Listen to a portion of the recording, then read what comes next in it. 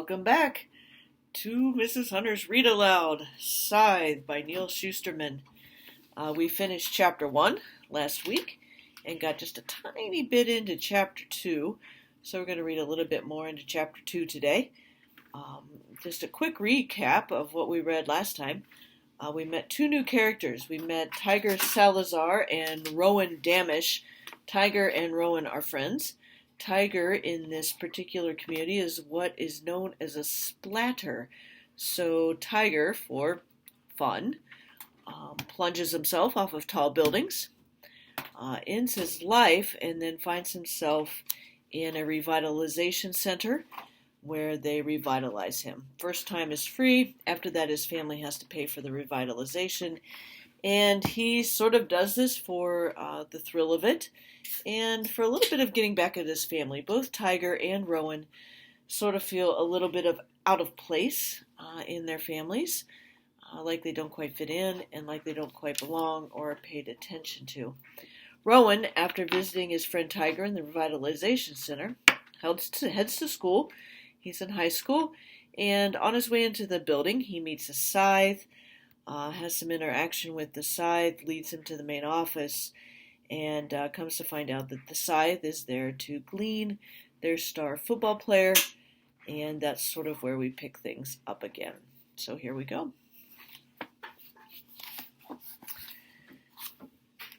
Sorry. As he turned to leave the office, he saw bleak-eyed Cole Whitlock being led into the principal's office by the scythe. The principal voluntarily ejected himself from his own office, then looked to the staff for an explanation, but only received the teary-eyed shaking of their heads. No one seemed to notice Rowan still lingering there. Who cared about the lettuce when the beef was being devoured? He slipped past the principal, who saw him just in time to put a hand on his shoulder. "Son, you don't want to go in there." He was right. Rowan didn't want to go in there, but he went anyway, closing the door behind him. There were two chairs in front of the principal's well-organized desk. The scythe sat in one, Cole in the other, hunched and sobbing. The scythe burned Rowan a glare. The mountain lion, thought Rowan. Only this one actually had the power to end a human life. "His parents aren't here," Rowan said. "He should have someone with him." "Are you family? Does it matter?" Then Cole raised his head. "Please, don't make Roland go," he pleaded. "It's Rowan, not Roland." Cole's expression shot to a higher horror, as if his error somehow sealed the deal. "I knew that, I did, I really did." For all his bulk and bravado, Cole Whitlock was just a scared little kid. Is that what everyone became in the end? Rowan supposed only a scythe would know. Rather than forcing Rowan to leave, the scythe said, "Grab a chair. Make yourself comfortable." As Rowan went around to pull out the principal's desk chair, he wondered if the scythe was being ironic or sarcastic, or if he didn't even know that making oneself comfortable was highly impossible in his presence. "You can't do this to me," Cole begged. My parents will die. They'll just die." "No, they won't," the scythe corrected. "They'll live on." "Can't you at least give him a few minutes to prepare?" Rowan asked. "Are you telling me how to do my job?" "I'm asking you for some mercy." The scythe glared at him, but this time it was somehow different. He wasn't just delivering intimidation, he was extracting something, studying something in Rowan. "I've done this for many years," the scythe said. "In my experience, a quick and painless gleaning is the greatest mercy that I can show." "Then at least give him a reason. Tell him why it has to be him." "It's random, Rowan," Cole said. "Everyone knows that. It's just freaking random." But there was something in the scythe's eyes that said otherwise. So Rowan pressed. "There's more to it, isn't there?" The scythe sighed. He didn't have anything to say. He was, after all, a scythe, above the law in every way.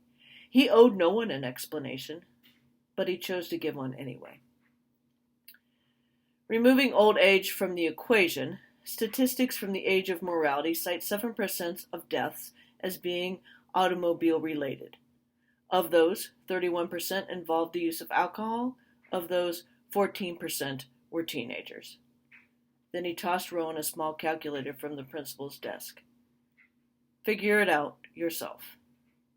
Rowan took his time crunching the numbers, knowing that every second taken was a second of life he bought for Cole. 0.303%, Rowan finally said. Which means, the scythe said, that about 3 out of every 1,000 souls I glean will fit that profile. 1 out of every 333. Your friend here just got a new car and has a record of drinking to excess. So, of the teens who fit that profile, I made a random choice. Cole buried his head in his hands, his tears intensifying. I'm such an idiot! He pressed his palms against his eyes, as if trying to push them deep within his head.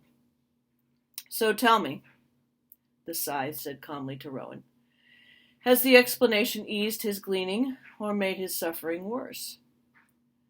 Rowan shrunk a bit in his chair.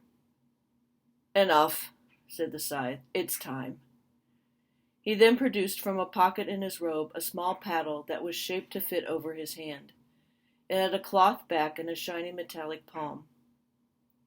Cole, I have chosen for you a shock that will induce cardiac arrest. Death will be quick, painless, and nowhere near as brutal as the car accident you would have suffered in the age of morality. Suddenly Cole thrust his hand out, grabbing Rowan's and holding it tightly. Rowan allowed it. He wasn't family. He wasn't even Cole's friend before today. But, what was the saying? Death makes the whole world kin.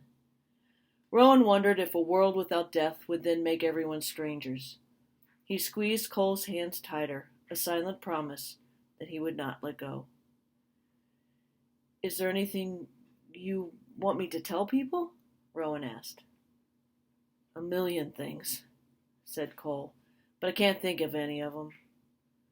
Rowan resolved that he would make up Cole's last words to share with his loved ones, and they would be fine words, comforting ones.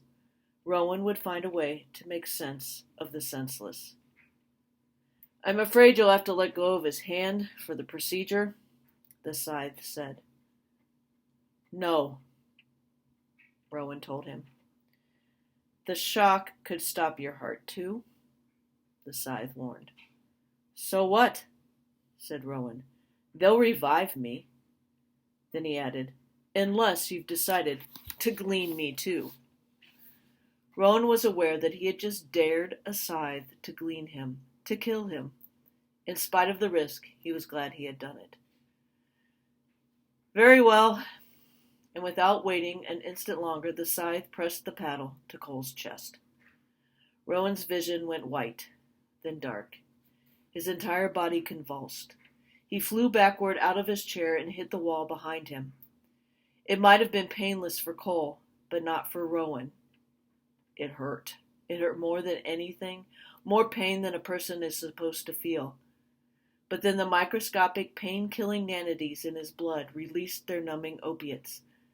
The pain subsided as those opiates took effect, and when his vision cleared, he saw Cole, slumped in his chair, and the scythe reaching over to close his sightless eyes. The gleaning was complete. Cole Whitlock was dead. The scythe stood and reached out to offer Rowan his hand, but Rowan didn't take it. He rose from the floor on his own, and although Rowan felt not an ounce of gratitude, he said, Thank you for letting me stay. The scythe, regarding him a little too long, said, You stood your ground for a boy you barely knew. You comforted him at the moment of his death, bearing the pain of the jolt. You bore witness, even though no one called you to do so. Rowan shrugged. I did what anyone would do. Did anyone else offer? The scythe put to him. Your principal? The office staff? Any of the dozen of students we passed in the hallway? No, Rowan had to admit. But what does it matter what I did? He's still dead. And you know what they say about good intentions. The scythe nodded and glanced down at his ring, sitting fat on his finger. I suppose now you'll ask me for immunity? Rowan shook his head. I don't want anything from you. Fair enough. The scythe turned to go, but hesitated before he opened the door. Be warned that you will not receive kindness from anyone but me for what you did here today, the scythe said.